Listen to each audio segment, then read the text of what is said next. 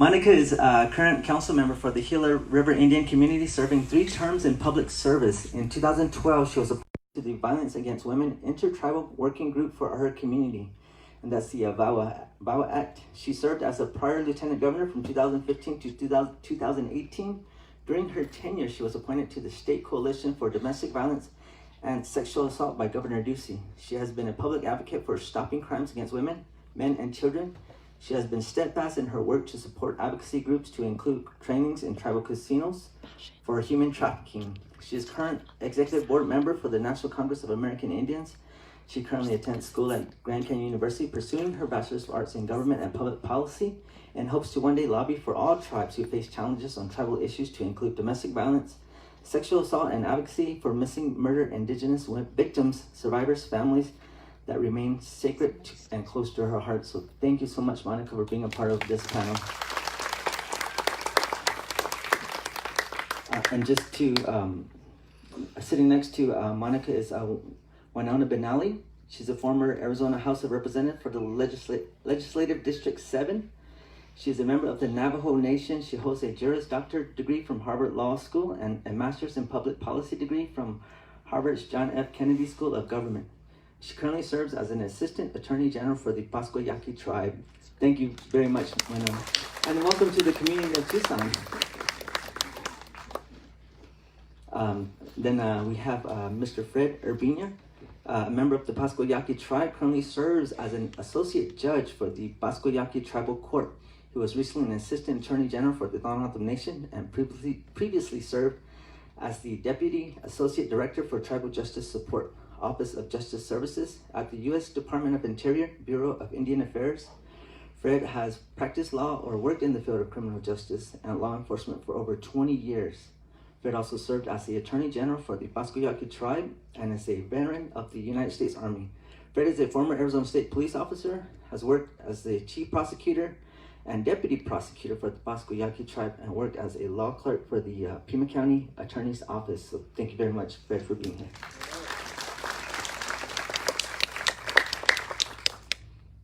And then I have State Senator Victoria Steele of Seneca, Native American descent. She represents Legislative District 9 in Tucson. She is a ranking Democratic on the Health and Human Service Committee. She is also on the Agriculture and Water Committee, as well as the Government Committee. Outside of her work in the legislature, Victoria is a keynote speaker, trainer, advocate for women's equality and ending violence against women. She has a master's degree in counseling psychology, and she enjoyed an award-winning 25-year career as a television and radio newscaster. She is a life coach specialist in healthy relationships, and she hosts the Steele Report radio show podcast on AM 1030 KBO1. Victoria is also the co-founder of the Tucson chapter of the National Organization for Women. So thank you very much, Victoria, for being here.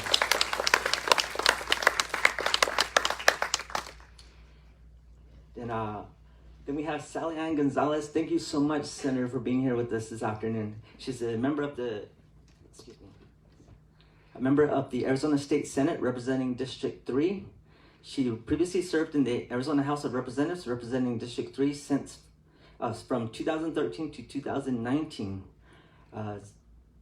Representative Gonzalez was born in Brawley, California, and raised in the Yaqui community of Guadalupe, Arizona. With her 10 sisters and brothers, she is married to longtime Pascua Yaqui Tribal Councilman Luis Gonzalez, with whom she has 5 daughters and 22 grandchildren. Sally holds a BA in elementary education from Arizona State University and a master's in multicultural education from the University of Arizona. So thank you so much for being here with us.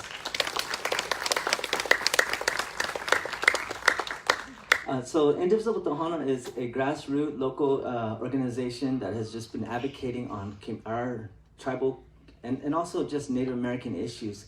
And some of our members here, they're wonderful individuals. We do have, as I mentioned, Elaine. Elaine, if you could stand up, please. Elaine, thank you so much for everything that you do, offering your voice and your stories. One of our younger members here, Passion Ignacio. She's the daughter of one of our co-founders. So 2 of our members are in DC right now. Her mom, April Ignacio, along with Gabriela Casares Kelly. which her daughters, where are they at? They're back there. There. So she's here in spirit. And then we have Rebecca, who's live on FB feed. So stand up, Rebecca.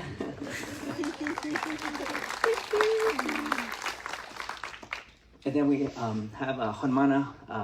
Hermana's going to take over from here. She's going to be a moderator, so I want to turn it over to her.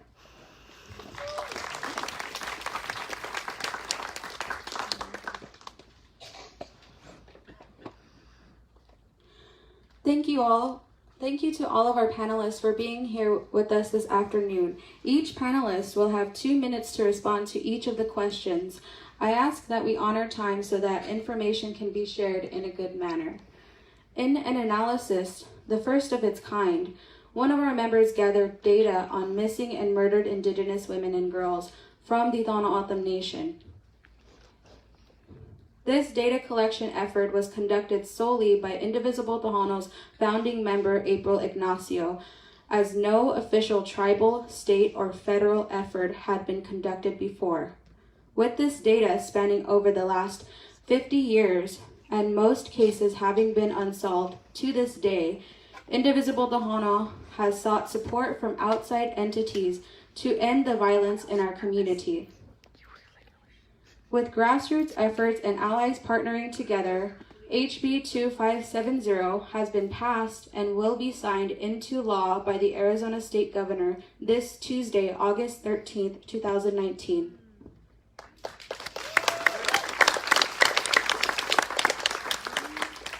HB2570 will be a new law that will designate a state committee who will gather data on missing and murdered Indigenous women and girls for the 22 federally recognized tribes in Arizona.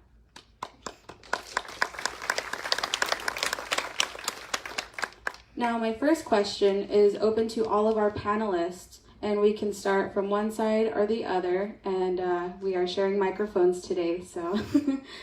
The first question, can you speak about the emergence of the international missing and murdered Indigenous women and girls movement and how it relates to Arizona tribes?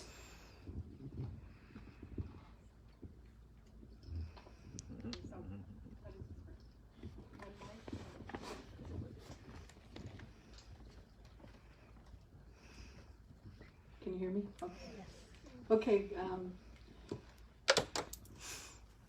The question was in reference to can you elaborate one more time?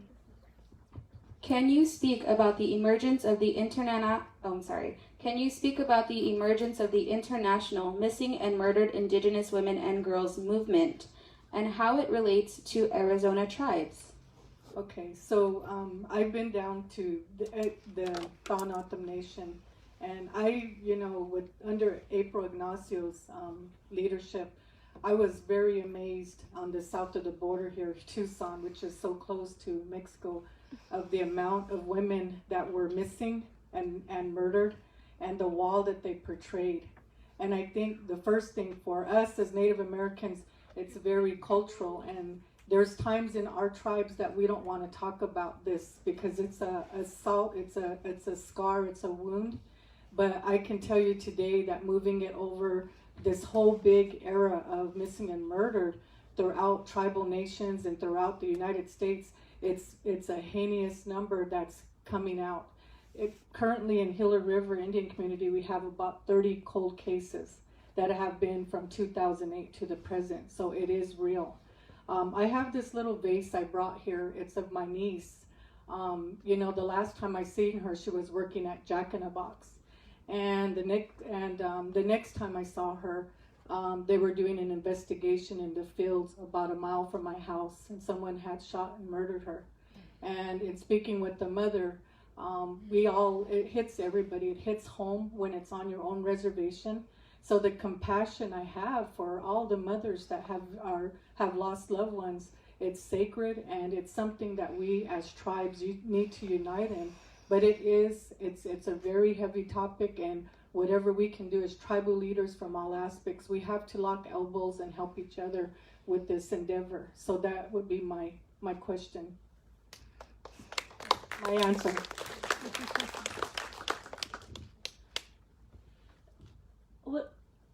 what I just very quickly want to say about this movement generally, I'm glad that the movie was shown. For most people who were asking, this movie I think came out in the 90s, in the early 90s. It's funny because I had seen this movie when it first came out. I was a freshman in high school, so I remember it being in the 90s. And, you know, certainly for my generation, it had a profound effect on us because, you know, of course, we live these stories, and you don't realize that it's part of a much larger systematic issue going on, right? And so, and it's really sad to think about the fact that this has been going on for a very, very long time, right? The movie, the so-called community that was portrayed in the movie, you know, it's in Canada, it's supposed to be in Canada. They've been dealing with this issue for a very long time, and the movement started there, and it made its way, of course, down to here to the lower states. But again, I mean, this is much more than just about, you know, jurisdiction and tribal lands. I mean, this goes back to the time of colonization, right? This colonial violence, this goes back that far. So, thank you. I'll just kind of dovetail off of what Wenona spoke about in terms of the emergence of this international issue. Wenona talked about colonialism and the violence and everything we know about our history, from the Treaty of Guadalupe Hidalgo to the formation of this state and the emergence of copper, the railroad. All of these issues are issues that displaced whole communities.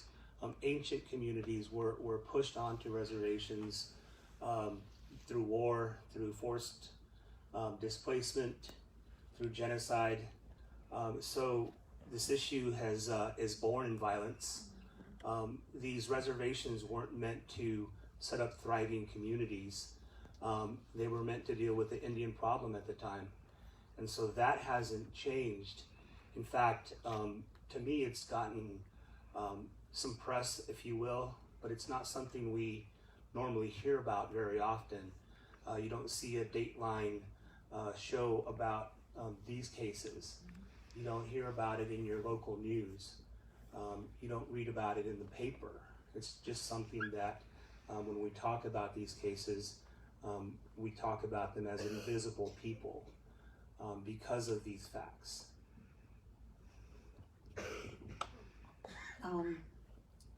About a year ago, I started hearing about this group, Missing and Murdered Indigenous Women and Girls, and I thought, oh, that's a really long name. I don't know how effective it's going to be, but this is a really important problem. So how do we, I've been elected, so I was getting ready to put some legislation together, and I wanted to address this, but I wasn't sure how. So I started putting out feelers to people saying, what would be the best way to work on this? And I heard back from Wenona, who was representative, and she said, I'm no longer going to be in office this year, and I really want somebody to carry on the work that I've been doing on this issue. I said, that's wonderful. I talked with Alfred and got even more information. And so I talked to our Indigenous Peoples Caucus at the state Senate and state legislature. And so Senator Gonzalez and I got together, and the rest of the caucus. And so we put this bill together with Jennifer Germain, she's a representative in the House, and we started on it and worked on legislation that was based on some other states. So now Arizona is one of 7 states that is doing a task force, a study committee into missing and murdered Indigenous women and girls.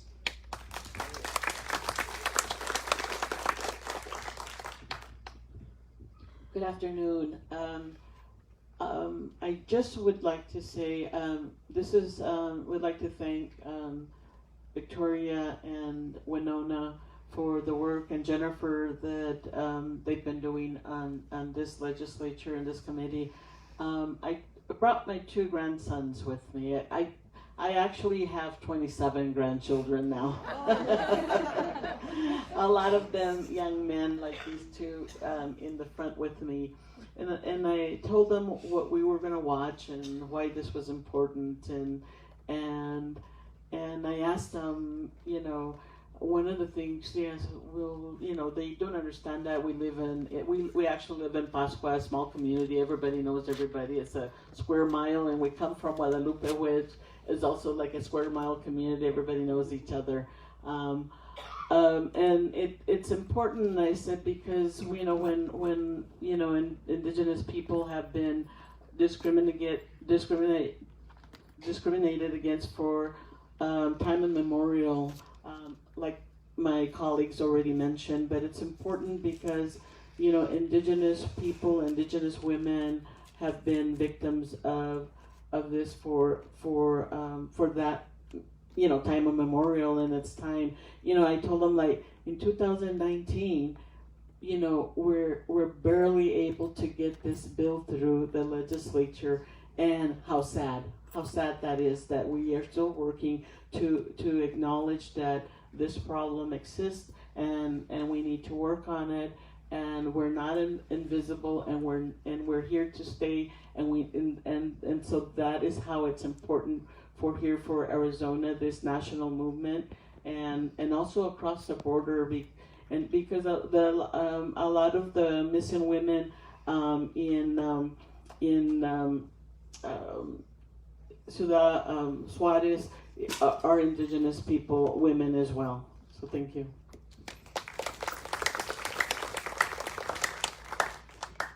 Thank you for all of your knowledge that you're sharing with us today. And also thank you to Senator Steele for sharing the history of your work on HB2570. You mentioned Wenona Benally-'s work on this legislation. Wenona Benally, what is the history of this legislation, and why do you think it passed this time? Well, when I served in the Arizona legislature, I represented a district up in northern Arizona, so I represented essentially what was the northeastern corner of the state. I represented 9 of the 22 Indian tribes in my district, and, you know, as had been mentioned on this panel, you know, this is an issue that even though, or perhaps, you know, it's gotten national attention very recently, you know, certainly for us on this panel, this is something that's been going on for a very long time in our communities. I had attended the National Caucus of Native American State Legislators. It has like a long name. And this was at the time when VAWA was being pushed through. You know, we have folks on our panel who were very heavily involved in pushing the Violence Against Women's Act through. And so we had gotten together with other Native American lawmakers across the country, and we had acknowledged the fact that, hey, it's great that there's the federal, there's congressional movement going on this issue. What are we going to do as state legislators? What can we do in our own, back home in our own states? Can we do something? We put our heads together, and yeah, we did. We came up with some ideas about ways in which we could contribute to this effort on the state level. And so I was very fortunate that we had in that room that day state legislators who had been serving for a number of years in their home states, you know, Washington, South Dakota, North Dakota, Montana, who had already been tackling this issue. So I really just sat down with them, got their feedback, got a very, very like basic framework of a bill together. You know, unfortunately, it was, you know, coming toward the end of my term, and I knew that we had done too much work on this. We got to move forward. I got to pass this on. And one of the first people that I called up was Senator Steele, and said, you know, Senator Steele, I don't even have to tell you how incredibly important this issue is. I know you know it. We lived this. And that's what was very I can't even begin to tell you how incredibly important it is to have Native women, to have representation in the legislative bodies across not only the state, but across the country, because it meant a lot that I took the work that I did and I could pass it on to someone like Senator Steele. I knew that in her heart, she was going to fight every step of the way to get that bill through. She did. And I'll pass it on to Senator Steele because they picked up the baton and they ran with it this year. I think one of the things that made it possible for this to go this year was we have more Native people in representation in the House and the Senate and the state level.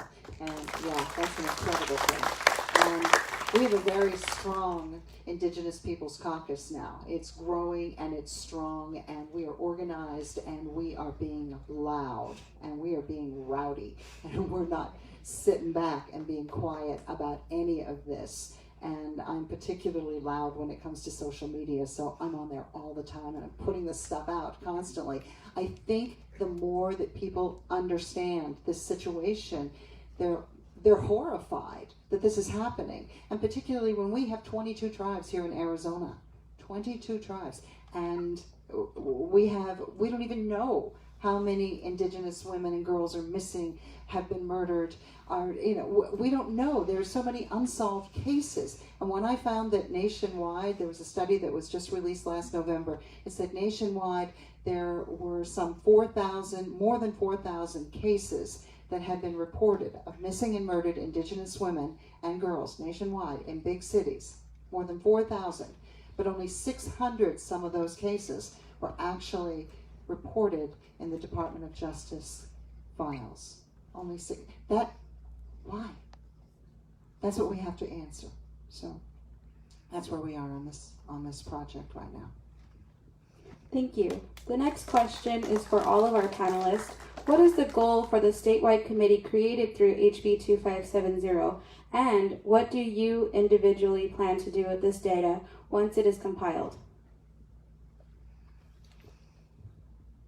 Okay, so I don't want to be the one that's talking all the time, but I did co-author the bill with the help of Wenona and Jennifer. But what we're planning to do is we have been putting together the members of this committee, and it's a pretty hefty committee. It's a big group of people, and they're from many different tribes, many different sectors of society. We have law enforcement, we have tribes, we have health and human services, we have a lot of different groups that are represented, and we needed to make sure that we could get the right people on this committee and make it a really good one.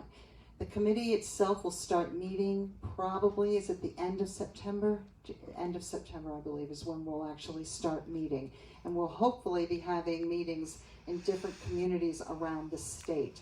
We want to hear from people. We want to hear what the problems are. We want to have a better idea of what data has already been gathered, what we do with it after we know what we've got that's our next challenge. So we will hopefully have some information, and I was talking to Fred about this earlier. I think we will have some information around November of this year that will give us an idea, and Sally Ann and myself and others in the Indigenous Peoples Caucus, we can start introducing legislation to help solve this problem as early as next January. We're hoping that that's the way it works. So, thank you, Victoria. As a member of that task force, that committee, we hope to gather information and be able to put a slew of legislation together that will, be solutions to, finding our women and solving the murder cases that have gone unsolved, and really bringing more awareness because, police departments, I think, have been already interviewed, and they don't know that it's a problem. And so that's one of the important things that we are going to bring awareness to as part of that committee. Oh, and it's been mentioned already, but the signing ceremony is on Tuesday at 11 o'clock at the Capitol for the bill. Thank you.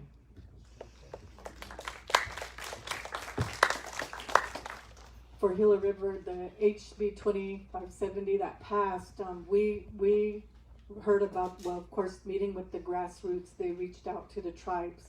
What we do, our role as tribal council members and leaders, is we bring the grassroots groups to our committees, our council meetings, our committees, so they can hear their stories.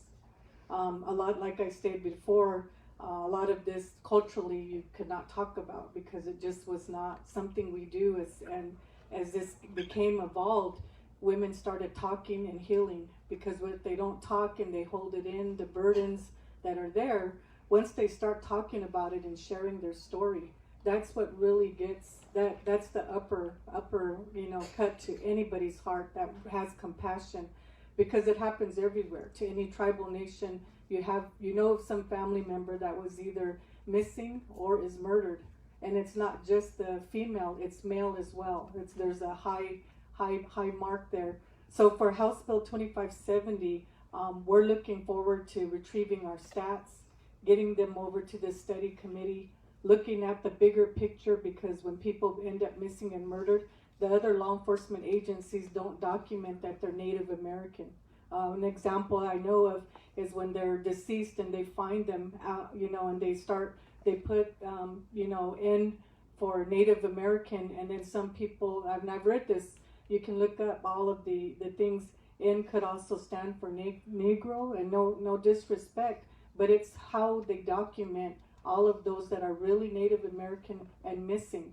And those are that's the study group that has to take place and research to really identify the indigenous people that were lost. And again, as Alfred said, this is genocide. We're still in genocide because we haven't been able to get those numbers. So this study group, HB 2570, is very important, so we can pass legislation and have people accountable to solve these missing crimes. Thank you.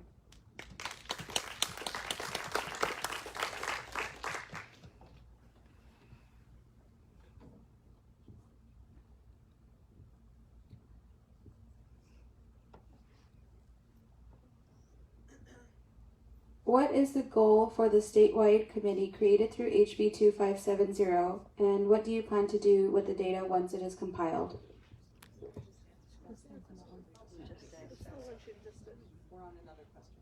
Okay. I was waiting for your responses, but if that's... Next question is toward Alfred, Urbina, and Monica Antone. Can you speak to the history of the Violence Against Women Act, and how has it been implemented on the Pascua, Yaqui, and Gila River reservations? Wow, my mentor is Alfred Urbina. Without him, I don't want to get emotional, but you never seen a man at the end pushing a woman leader to fight for a bill such as violence against women. But every time you're in some type of, if you want to say politician, you find sometimes the Creator brings people to you so you can become aware and acknowledge what happens.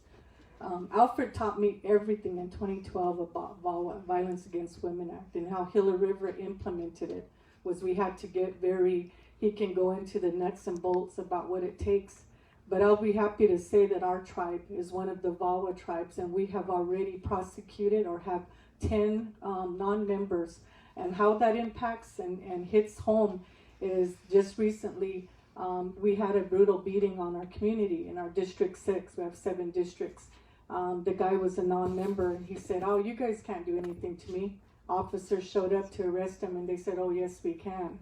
So that's the difference, and I go back to the teaching of VAWA and how we have that right. Before, we used to have to take them to the borders and release them once they committed the crime. Now we're ready with the jail, we're ready with the courts, we're ready for jury trial, and that's why my compassion is there. But the nuts and bolts, I have to give credit, is to the Intertribal Working Group, started with NCAI, and that's how I met Fred, and that's how we lock elbows and help each other out. Thank you.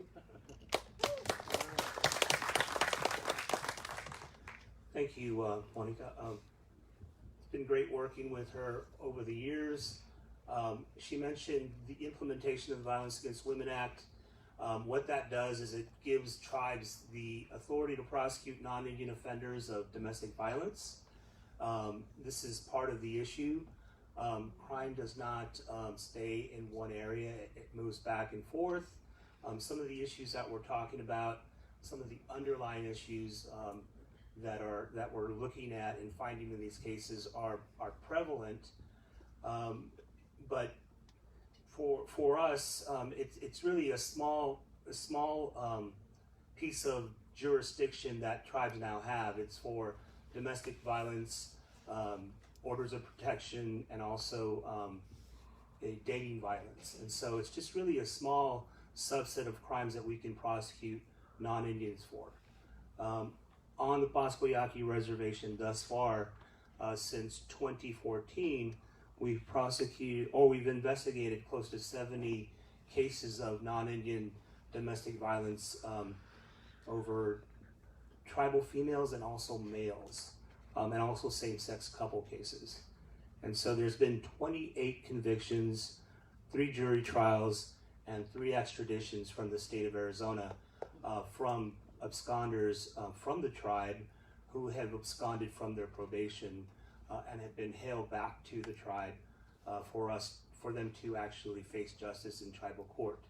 So the law is working well for us, and it also gives us evidence that this issue is happening not only in our reservation but on Gila River and all 22 tribes. If you extrapolate our numbers for the past 4 or 5 years for each of the 22 tribes, and each tribe had jurisdiction, were exercising valid jurisdiction, and had approximately 20 cases, we could have prevented or prosecuted or brought justice in close to 500 cases over the past few years.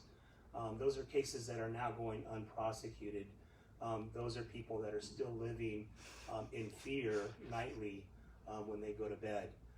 This is happening. We now have evidence, and we now have the ability to address this. May I say something on this same issue? So the Violence Against Women's Act is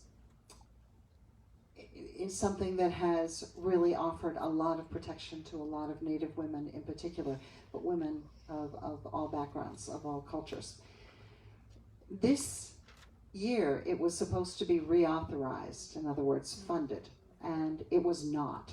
It's supposed to be reauthorized on a federal level, and it has not been reauthorized. And Mitch McConnell and the others in the Senate, Republicans, are holding that back. One of the things that would be a change on it, that would make it better, would be to, we just talked about how domestic violence offenders who were non-native on reservations can now be adjudicated. Not if it's sexual violence, not if it's rape.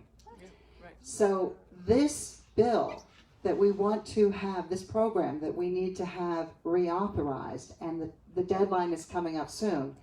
It comes up this year, and it would make this as apply not just to domestic violence cases, but to sexual violence cases as well, and on Native communities. And so we really need that. And so if you're wanting to know how you can help, it's call your senators, call your U.S. senators and your congresspeople, and insist that they refund, reauthorize the Violence Against Women Act.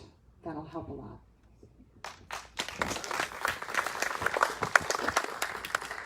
Thank you, Senator Steele, for sharing that information with us. Is there anything, and this is open to the panel, that we can do to get this reauthorization?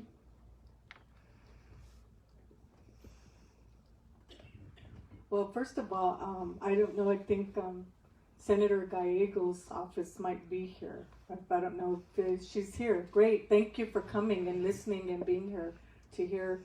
I heard his testimony when he also talked about VAWA and the missing and murdered. And I think that's what we have to do, as Senator Steele said. Each of you need to go back to your respective legislators and make those calls or send letters in and support. Look at the data. Go on the internet. Look at all the data of missing and murdered, and how many tribes have violence. We all do. I mean, each community, but we just don't have the jurisdiction, or some tribes have not implemented. But I think the start is to go there and start with your legislators to call and pass that bill. Recently, I read that the NRA, the National Rifle Association, and just think about it. We just had this Texas shooting, and the NRA is there.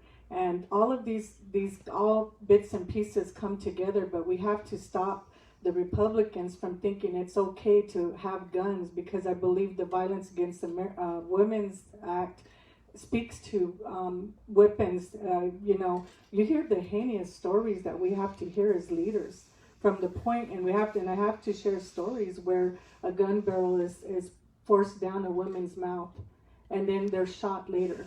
Those are the violent things that are happening in our communities that we all have to get to the table. But research that. Go on the internet and read the stories. Go on YouTube and see those missing and murdered and the domestic violence that Indigenous women face. And then call your senators and get that bill passed in honor of all the victims, from the babies that are 7 years old to little Ashlyn Mike, who was found on the reservation, and the list goes on and on. Look at that and take heart to it. Thank you.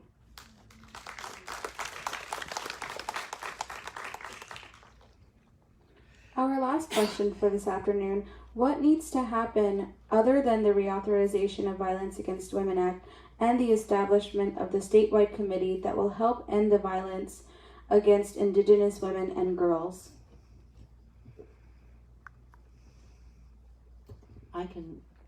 I was talking with Fred right before this happened today, or before we saw the movie, and he was saying that we could have our governor do some executive orders. And I think that is something that is well worth looking into. What would be the most critical things that we could push for, and that we could push for almost immediately. So we're gonna expand that conversation, my dear. I wanted to add that we need your help.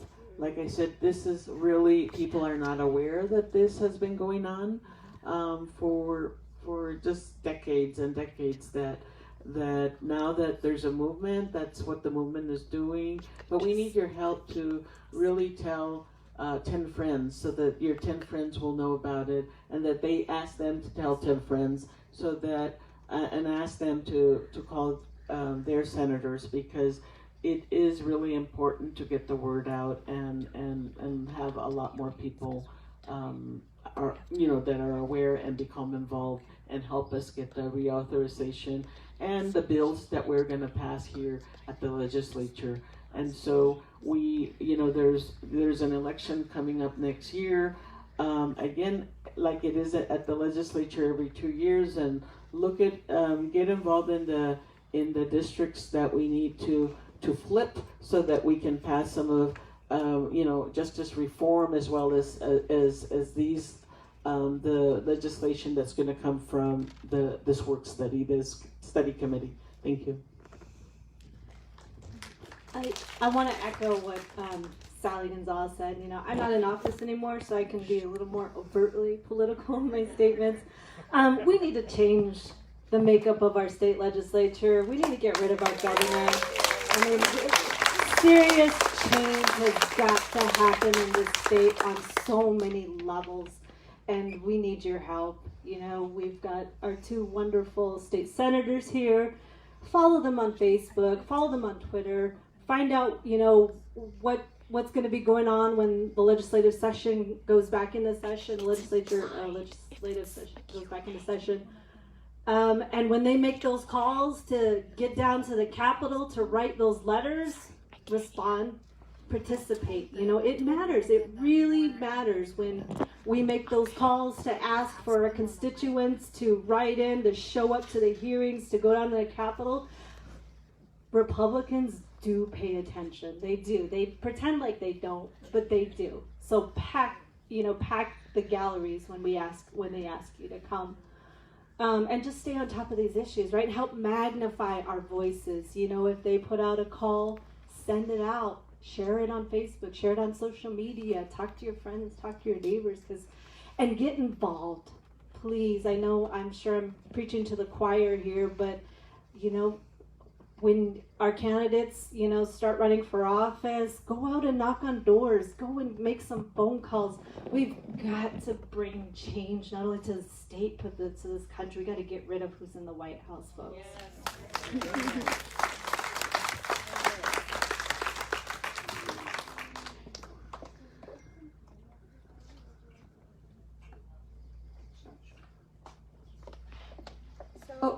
At this time, we would like to open up questions to the audience for our panelists. And we have about 20 minutes for this hour, so I can take a couple questions from the audience. There were still some people who didn't reply to the question. Thank you all for coming. My question is, as a citizen here and community member in Tucson, how can I get the information from all of you on what's going on so I can participate at a greater level? Thank you. One of the things that I would suggest, and it's something that 10 years ago we wouldn't have been talking about at all, but go on to Senator Gonzalez's Facebook page, websites, or Twitter account. Do the same with mine, and LinkedIn as well. So Senator Sally Ann Gonzalez, Senator Victoria Steele, we are very, very active, and we're always putting out information. We try to put information out that is not just